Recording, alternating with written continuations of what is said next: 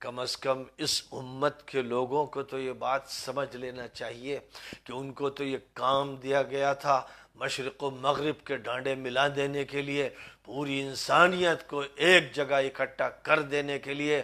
اس امت کا حال یہ ہو رہا ہے کہ دوسروں کو تو کیا یہ جوڑے، خود آپس میں توڑ پھوڑ میں لگی رہتی ہے۔ اس کا کام ہی یہ رہتا ہے کہ ایک دوسرے کو کاٹ کے پھینک دے۔ اس کو خود فرقے واریت میں مزہ آتا ہے۔ اگر اس کے فرقے مذہبی نہیں بنتے تو یہ اپنے فرقے پارٹی کی شکل میں تیار کر لیتی ہے، برادریوں کی شکل میں تیار کر لیتی ہے۔ یہ چاہتی ہے کہ دوریاں رہیں اور نفرتیں رہیں اور حسد رہے اور کینہ رہے۔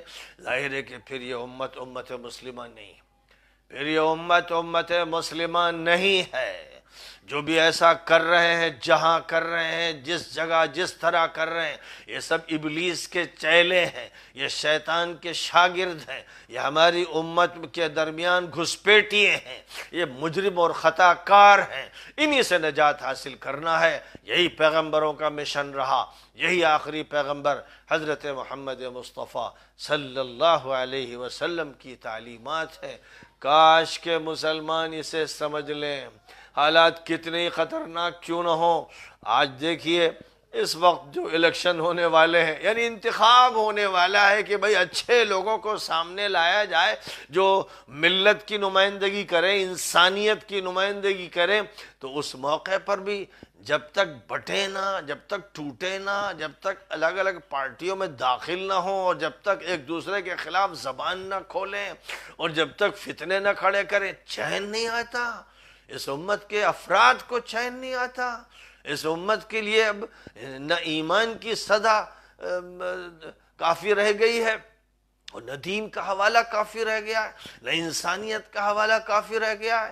چھوٹے چھوٹے حقیر مفادات میں خود اس امت کے افراد پڑے ہوئے ہیں، اور ظاہر ہے کہ جب دوسروں کو وہ دعوت دے نہیں سکتے اور اپنی اصلاح کر نہیں سکتے، تو پھر وہ نمائندہ نہیں ہے، اس دین کے نمائندہ نہیں ہے، اور وہ قرآن کے نمائندہ نہیں ہے۔ انہیں چاہیے کہ کم از کم اپنی اس نسبت سے اسلام کو نقصان نہ پہنچائیں، اور کہہ دیں کہ بھائی ہمیں آپ شیطان کے کارکن سمجھیے، شیطان کا رضاکار سمجھیے، آپ ہمیں نہ انسان کہیے اور نہ مسلمان کہیے، یہ لفظ استعمال نہ کیجئے، کیونکہ اس سے تو پھر یہ دین بدنام ہوتا ہے۔ لہذا صحیح تعبیرات استعمال کرنی چاہیے، اس سے پھر فرق ہو جائے گا۔ یہ دھوکہ نہیں ہوگا کہ ایک مسلمان ہوتے ہوئے تفریق کی بات کرتا ہے اور فتنوں کی بات کرتا ہے اور امت کو توڑتا اور پھاڑتا ہے اور انسانیت کے سامنے غلط تصویر پیش کرتا ہے۔ کم از کم یہ دین تو نہیں بدنام ہوگا، میں ہی بدنام ہو جاؤں۔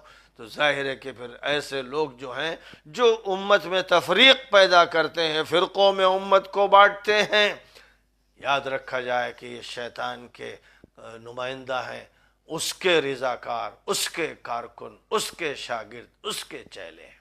وآخر دعوانا ان الحمد للہ رب العالمین۔